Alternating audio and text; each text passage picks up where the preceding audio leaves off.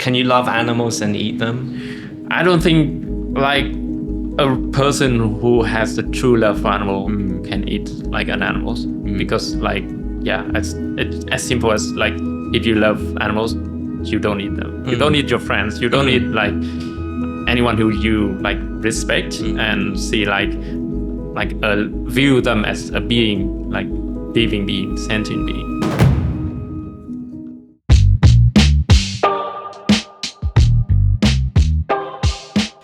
Hey everyone, and welcome to another episode of the Vive Podcast, brought to you by Scott Green. Today I'm excited to bring along a guest who we've flown in from Hanoi just for this podcast, so I hope you appreciate it. We're talking today to Thanh Nguyễn, who has been working to help animals in Vietnam for over 12 years, so I'm super excited. Thanh, how are you doing? Great here, Scott. Good to be here. Awesome. Hanoi has been wet for the last 2 days, so it's nice to be dry again.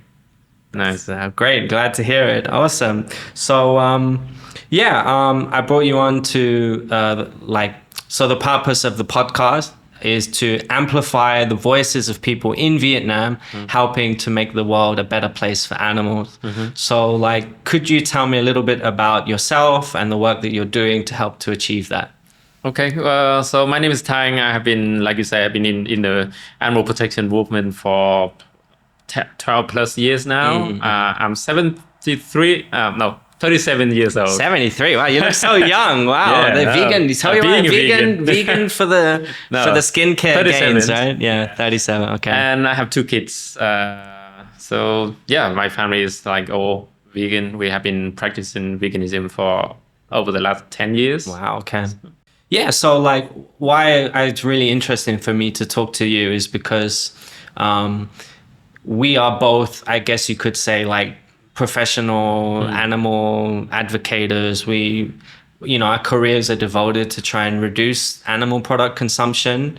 And I feel like that's not a very popular or very, numerous there are not many people in Vietnam with that career choice. So what kind of motivated you to do so? Because like I said, maybe in Vietnamese culture your parents would want you to do something that would make you a rich person or be very prosperous for you, but what kind of led you to making that career choice? It's to me, I think it's quite coincidence, but I tend to think it's a good karma because I myself has always been one who love animals. I've associated with them when I was a kid, and I hate seeing animals in chains or in cages. So I was always the one who unchained them or uncaged the animals in my home. So I guess you upset some people in your community. And then when I after graduating university, I want to get a job when I can be around near the nature as much as possible, or not always in the office, and do something meaningful, do something that's close to my heart. So and I found this job in the animal protection movement and sticking around since, because and I don't think I will change a job in the coming years. Yeah. I think you said to me once that you couldn't, right? The animals are your boss, right? Yes, exactly. I told my boss there, maybe a big mistake that. But yeah. Okay. So what kind of work have you been doing in the last few years then? So I've worked with Animals Asia for 12 years, 13 years. And over the last nearly 3 years, I've been working with the Asia for Animal Coalition. So Animals Asia is one of the international animal welfare organization in Vietnam, dedicated in rescuing bears and ending the bear farming. Asia for Animals is a coalition of 24 organizations, well-known, well-respected, working across Asia, but they are backed up by over 300 NGOs, other NGOs around the world. So, yeah. Nice. Okay. And you're helping to organize Asia Farmed Animal Day in Kuala Lumpur, coming very shortly. And maybe when the podcast airs, it'll probably be afterwards. But what's your experience been with that, and what is the purpose of that event? Yeah, Asia for Animal Day is the day when we groups or NGOs in Asia agree and work with each other and hope to mark a day to celebrate and bring forward the urgency of the life of farm animals in Asia, and try to see to show people their dire need and their urgent need for attention. And we also gather to celebrate and recognize their suffering and work with each other on minimizing those suffering. And we take it as an opportunity for capacity building, learning for everyone as well. Cool. So I guess you were saying that you made that decision to be vegan and work in animal protection around at the same time. It started, I think, about 3 years after I was in the movement. Okay. So I was raised a meat eater, like everybody else. My parent wasn't vegan, and none of my friends was. But it's all changed after I worked with animals. Despite my love for animals since my childhood, I still ate meat. And I only changed when I work closer with them and see them as individuals, see them like they have characters. They can suffer, they can feel pain, they love the life they want to live just as much as we do, and they feel happiness and fear as well. So that's when I decided I cannot eat them, like those sentient beings who are just like us. Can you love animals and eat them?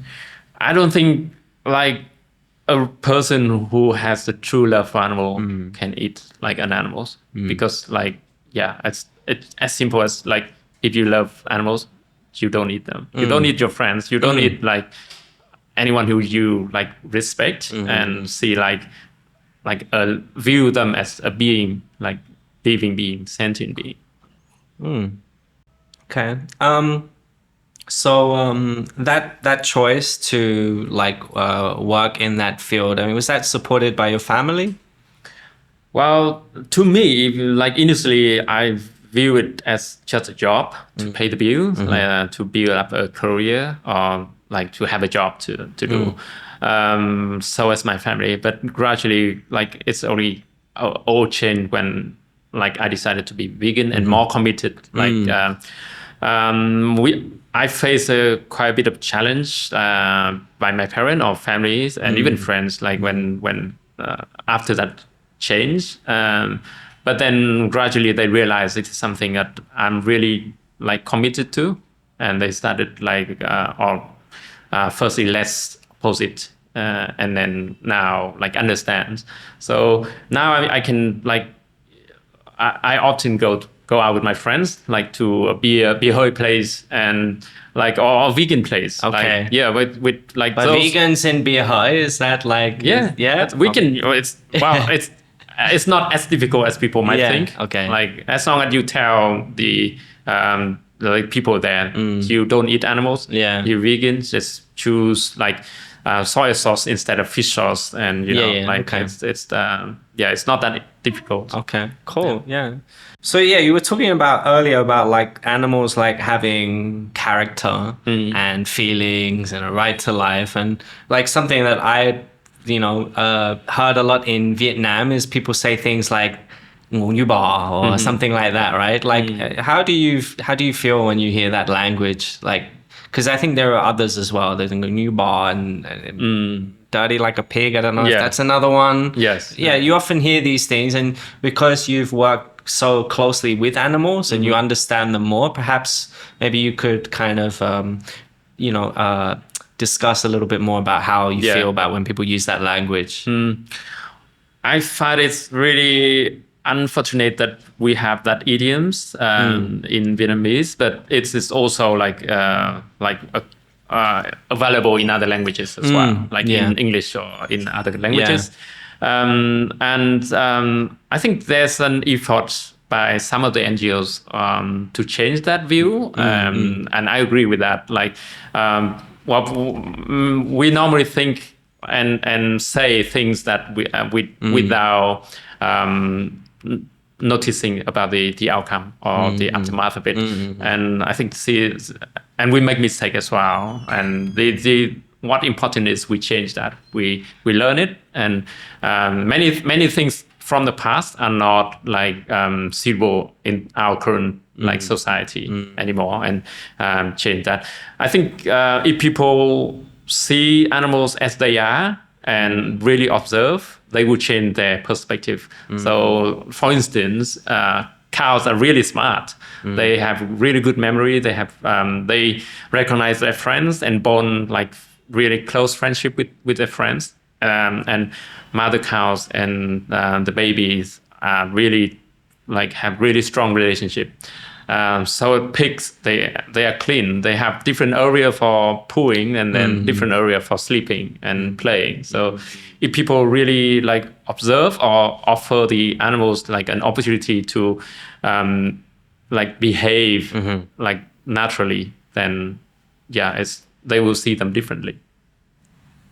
Yeah, I think that too. What is it? And then it's like, was it Paul McCartney said, right? If slaughterhouses had glass walls, everyone would be vegan, vegetarian or vegan. Yeah. So I think that's part of the issue that we face is that these animals that are consumed by so many people in such a great quantity, we know very little bit about them, and to the point now where we're arguing like, do they suffer? Do they feel pain? And unfortunately, that's something as a society we have doubt for. Right? Yeah, I think it's all come down to like whether people really want to learn about animals and respect like the lives.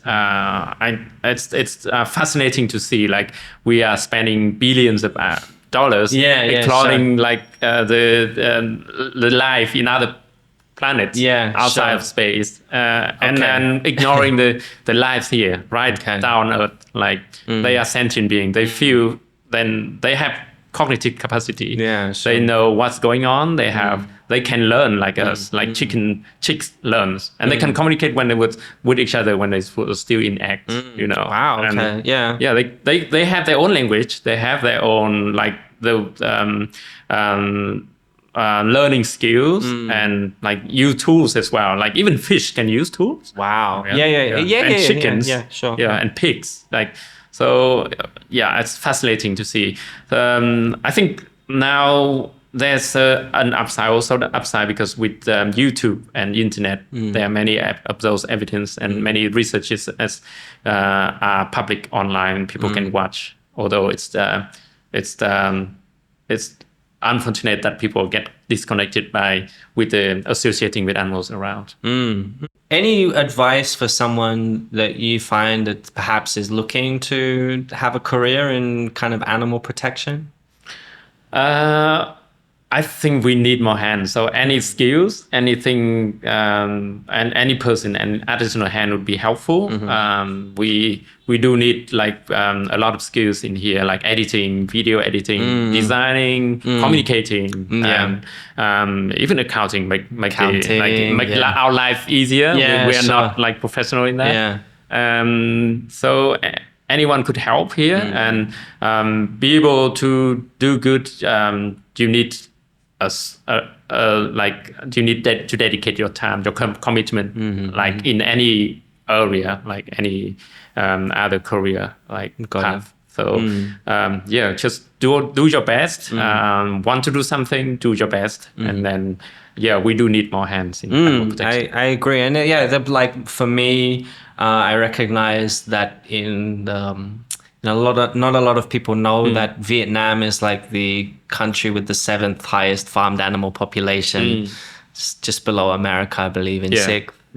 And, if you look at the size of the movement in those countries, there are like, I don't know, but like maybe 20, 30 times more professionals working for farmed animals in the US and Europe compared to sort of Vietnam, which has a smaller movement. So I think like Vive is very much here to kind of like, make people understand that it is an important issue and that we need to try and, help make the world a better place for these animals, right? I have to say that I really like your work because you are the rare in like the one in a few who really post about like diets, help people to know what to look for, where to look for, how to make like a healthy diet, vegan diet, and also like organize a lot of like activities to help people see that this is not just a boring like lifestyle, but it is like a enriching like lifestyle as well and meaningful.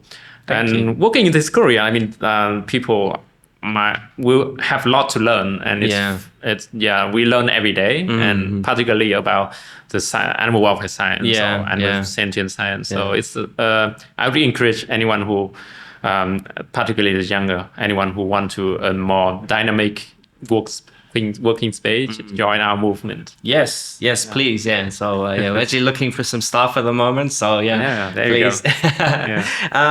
You go. So it was like we promote a plant-based diet because like we believe it's the kind of the single biggest thing, the best thing we can do for animals, the single biggest thing we can do for the environment.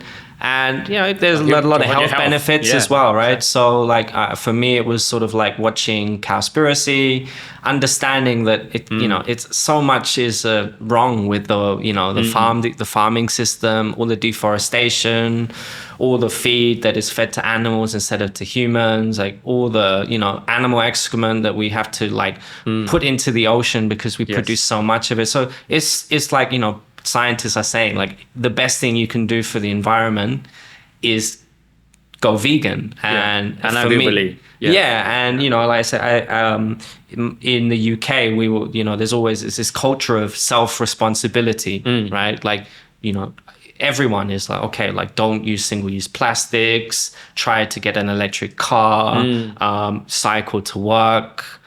Everything we made to feel like we are responsible for it. And I think like from my perspective, like we need to make people aware of the responsibility to choose cruelty-free foods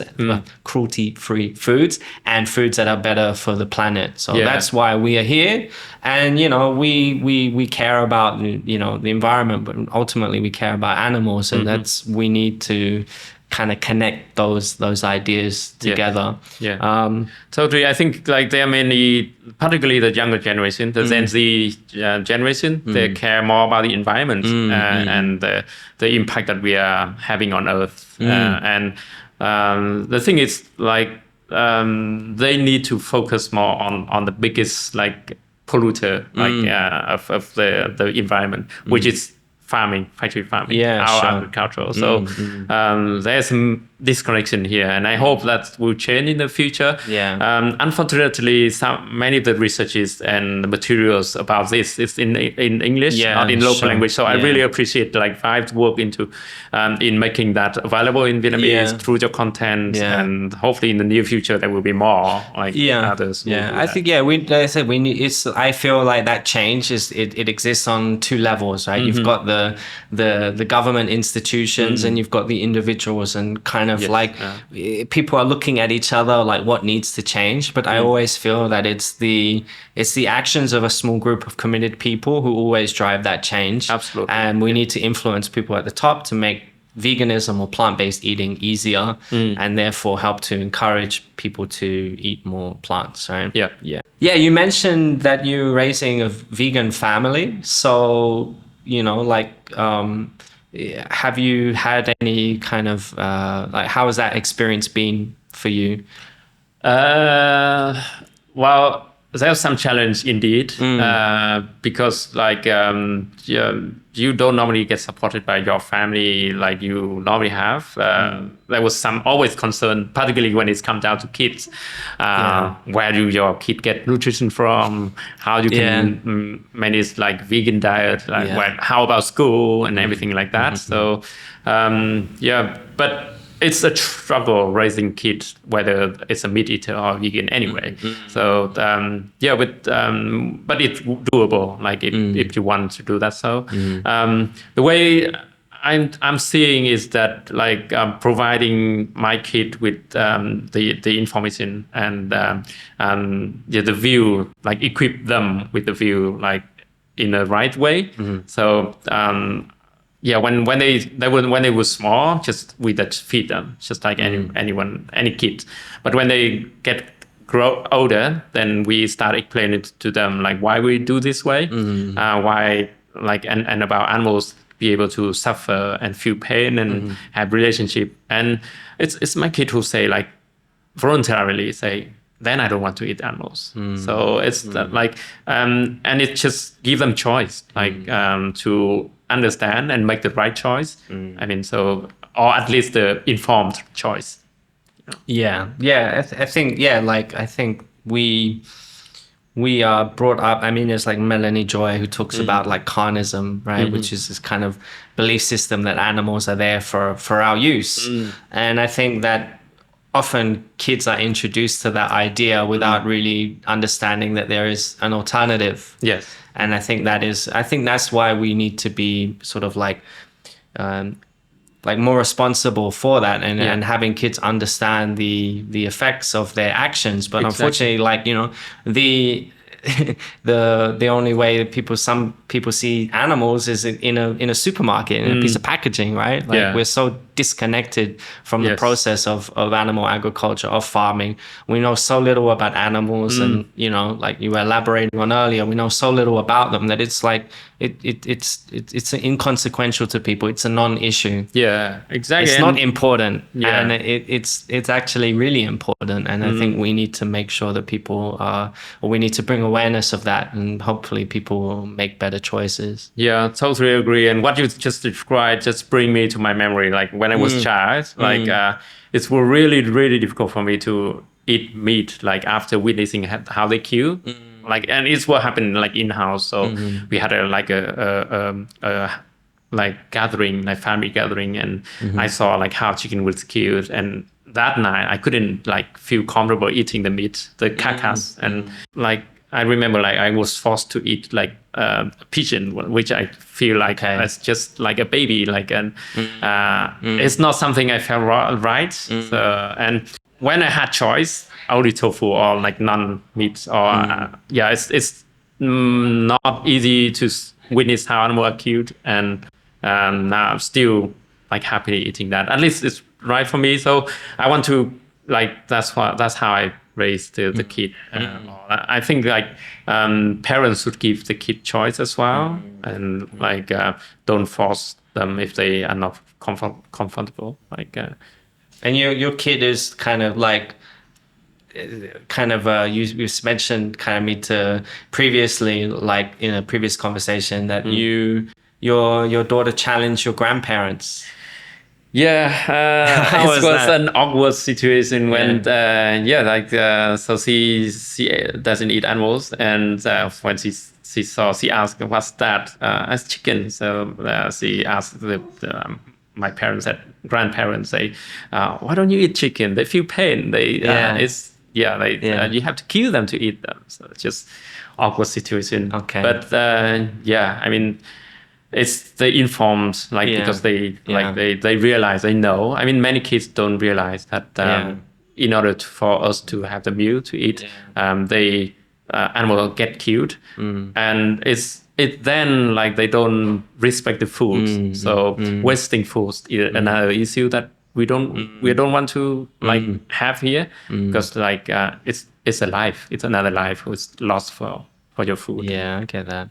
Yeah, it's interesting to me. So we at Vive sort of we share a lot of content that can help bring more people towards that topic, and we do notice that when adults are advocating for veganism, it's not that interesting. But when 6-year-old kids are saying that, I don't want to eat animals, that people really resonate with that. And it's quite interesting to me how we sometimes it's the kids that are teaching us, right? And they are connecting us to the reality of the situation, whereas I feel like we've been really disconnected from it. And when you push that message, and there are many ways to advocate veganism, but when you do when you do have that, show that message to some people, they're very I don't want this, I don't know, don't tell me that, I don't want to know, so it's a very interesting it's not just what you say, but where it comes from, that can be really important in bringing awareness to this issue, right?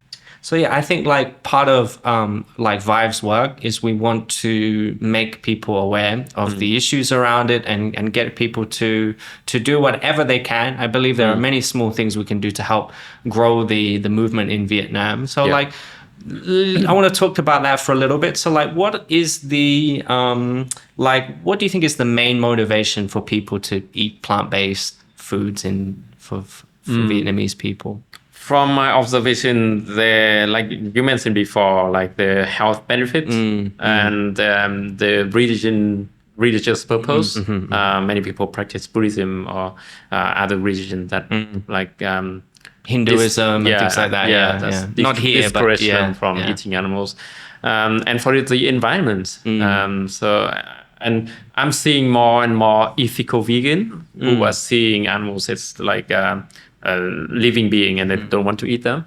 The proportion is still small, but there are those. So those and interestingly, there are of those who are eating like vegan meal for health benefit, and those who are still like worrying about like nutrition, like it's just as I say, it's kind of interesting for me, and it's like get interesting and frustrating because when you do this kind of work, especially in Vietnam, a lot of people say things like, ăn chay thiếu chất, like there's not enough nutrition in it. You cannot do it. How can I be a builder or this or that and be vegan? No. And then you have a book, you have these like best-selling books, even in Vietnam, like, what is it? Anh Nhi Không Chết, right? Yeah. How Not to Die. Yes. And so you've got like one message just saying to you like, okay, veganism is like really bad for your health. And then you're seeing like these like peer-reviewed books written by health professionals who say that the more whole food plant-based you eat, the longer you live and the better your health outcomes are. So it's very frustrating to work in this field because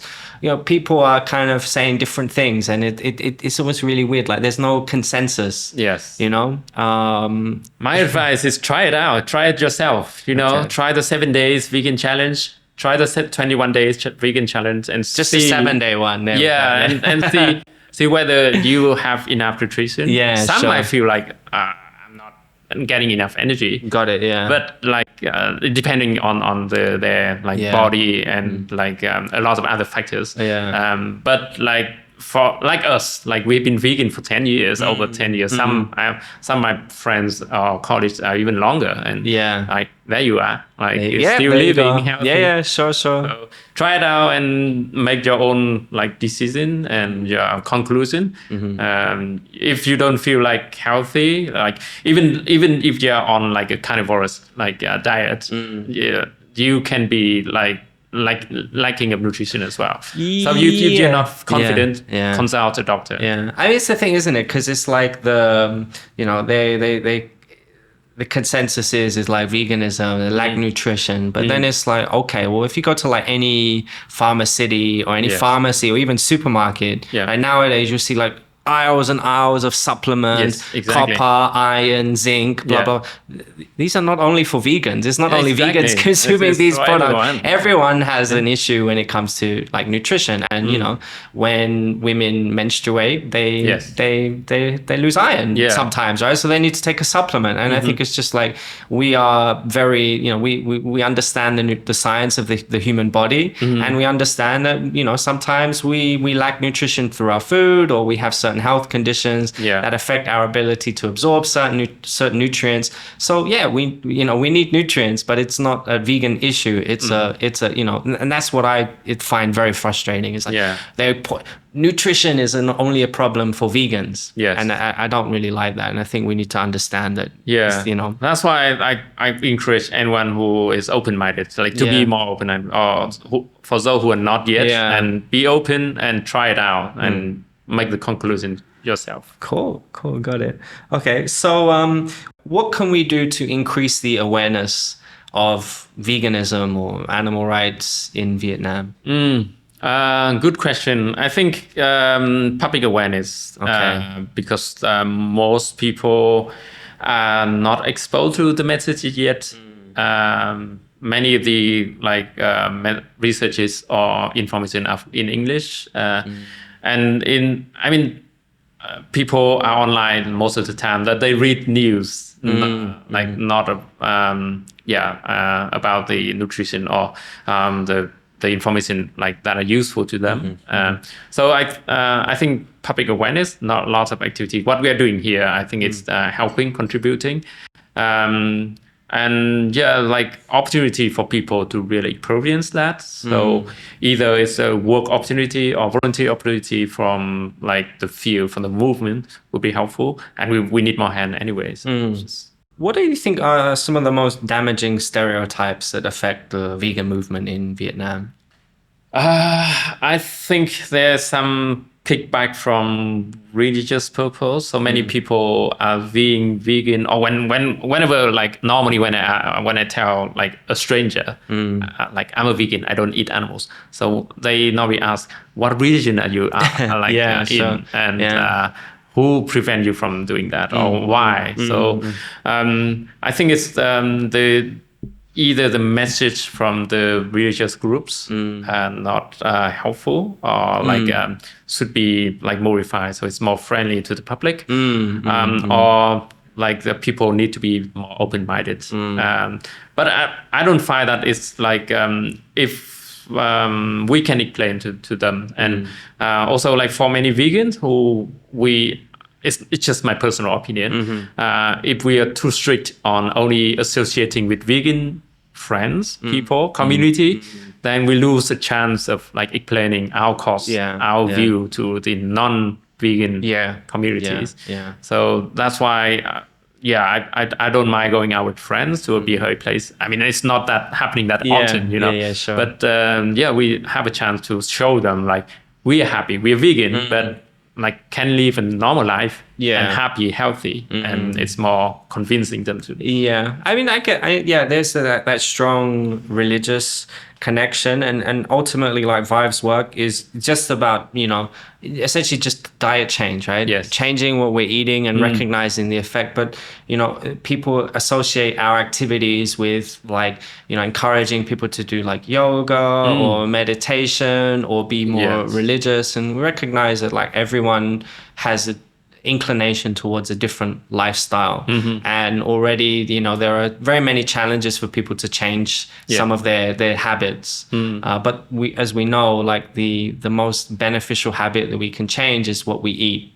And you know, we don't want to make it any more complicated than that. And you know, like as a vegan, I'm still, you know, doing same things I did before I was vegan, and you know, I can still eat steak now because you can get vegan steak in Vietnam, and you can get vegan ice cream, and you know, and then obviously like beer mostly is vegan. They do use some animal products to produce beer, but it's vegan, and it's not really affecting my lifestyle at all. But even like sometimes Vietnamese people, when they find out I'm vegan, they think like I'm a monk or I'm celibate, and it can have that effect. So we want to make people understand that really like a vegan lifestyle can be for everyone. Yes. Right. Absolutely. Cool. Okay. So I've known you for a few years, and like I appreciate spending time with you and learning about your work. And we talked about something recently when I found out about some practices on chicken farms, and kind of through a lack of ignorance and kind of like just based on like, you know, my common sense, I saw the footage of like a baby chick's beak being trimmed. And you know, I just sort of like thought about the material of the baby's, the chick's beak as like maybe like my nail. Like when the chick loses its beak, it's trimmed, like it's not painful. But you were like, no, Scott, that's terrible. So could you tell me a little bit more about that conversation we had? So the beak of the chicken, it works like a human hand. So chicken use beak to explore, to learn and use it as a tool. So if you ever witness like a chick like exploring, or chicken in general, like they find food, they use the beak to turn the stone or the pebbles to find food, and they a mother chicken will teach the baby chick like with a beak like what can be what is edible, what they can eat, what they cannot, and use it and explore as well. So it's just like a hand. So when you trim like a chick's beak, it's just like cutting human's hand. There's a lot of like nerve endings in that. Like at the top of the beak, so it's painful as well for them. And when you trim a chick's beak, it's like you are creating handicapped chicken. I think like maybe for the audience at home, maybe they're not aware of it, but why is that a thing? Why are Vietnamese farmers doing that? Unfortunately, it's a common practice in chicken farms in Vietnam. I've been to many chicken farms, and they did it both for broiler chickens. We get that is chicken raised for human meat, human consumption, and egg-laying hens to avoid them from pecking each other.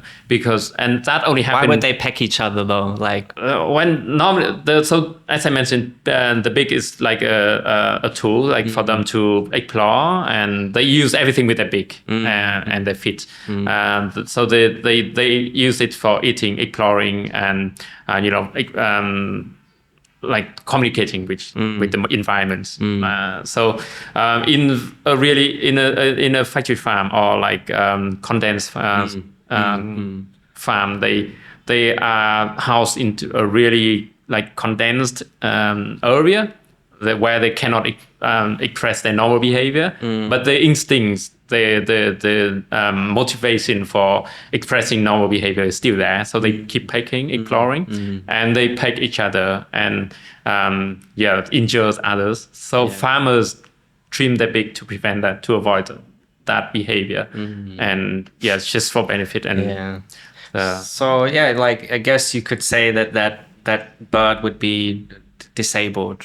Yeah, so handicapped. So essentially, if that bird escaped from that farm or was like able to like live in a shelter or in the wild, maybe in the wild, like would that bird be able to fend for itself? Definitely, we will face a lot of challenge into living a normal life, like happy life. That bird will suffer. Like it's not only for fighting and gaining food, but also like suffering potentially from the pain as well, and just like a handicap living in like on the street, Yeah, very sad situation. But I thought maybe kind of something. And it's happened to other farm animals as well. Like the pigs, they also cut their tails at a really young age and cut the teeth. Is there any like drug they use? No, it's just with a scissor or knife, and normally without painkiller. And it's So I imagine like any part of your body could be ripped off. I don't think, I mean, maybe my hair, but my nails, my teeth, like if I lost those things to someone pulling it would be incredibly painful. But fortunately the animals aren't always able to communicate that pain to us, or we don't see it or hear it, and it just carries on as normal and it's been accepted. And it's horrific, and another reason for us to continue the work that we're doing. I'm just kind of thinking now, is there like we're coming to the end. I'm just thinking, is there like a more positive way we can steer the podcast before we wrap up? So maybe just explain to our audience what positive outcome you have done like over the past few years since your I mean, I guess like it's not, I don't want to plug Vive too much, but we've I think around like 35,000 to 40,000 people sign up for the vegan challenge. We're organizing Veg Fest in December. We're hoping for about 20,000 attendees. Wow, that's impressive. And now we're recruiting more staff, and we want to really expand on our activities and have more events and build more awareness. And we're working with restaurants to serve vegan options. And our vision, at least like in the next 5 years, is that you can go to any restaurant in the main cities of Vietnam and it would have a vegan option. That'd be lovely. And the restaurateur or the waiter would understand what a plant-based dish is. So it would help to make people make those better choices and live a better lifestyle. And we hope for that. And we also hope that there is a more awareness and of the suffering of animals on farms, and that we as much as we need to eat healthier, we need to choose foods that are protecting and, helping to make the world better for animals. Yeah, I really like Veg Fest. I did attended one in Hanoi a few years ago before COVID. It's 2019. Unfortunate that you only organized here in Saigon. That might change, but we'll see about that. But yeah, we recognize that we need to build awareness of this situation, and when we organize these events, lots of people go. So we see them as a tool for us to help expand our movement. And you're invited to Saigon Veg Fest, but maybe one day next year we'll have an event in Hanoi. Right? Oh wow, exciting! I'm looking forward to that. But yeah, I agree. Like 20,000 people, and you have a great opportunity to change. Yeah, sure. Perspective there. So yeah, we hope, great. And we see. Yeah, it should be good. Awesome. Yeah. So thank you very much for joining today's podcast. And it's my pleasure. And thanks for doing all the work that you do for animals. Yeah, thank you. Looking forward to that, and thank you for inviting me. You're welcome. Okay, Tan, thank you. Okay, guys, thank you very much. And as always, the Vive Podcast is supported by you. If you would like to support the podcast or support any of our activities, this wonderful message of compassion for the smart cow is available. So if you want that, please support us. Message the page. We can send one off to you tomorrow. Thanks, guys, and wish you a lovely day. And thanks again, Tan. And this is the Vive Podcast. I've been Scott Green.